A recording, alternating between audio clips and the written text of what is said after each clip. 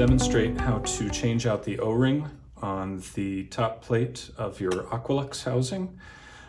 This part comes apart from the top, and just do a quick quarter turn counterclockwise and it'll come off.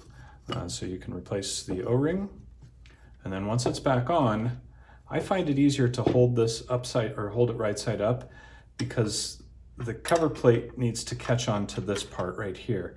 And when you hold it like this, it kind of dangles down, and so it's a lot easier to connect it. So then you just hold it up with your other hand, give it a quick twist, and eventually it'll bite on here.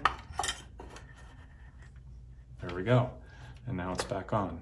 So again, twist it off like that, hold it right side up so the plate dangles down.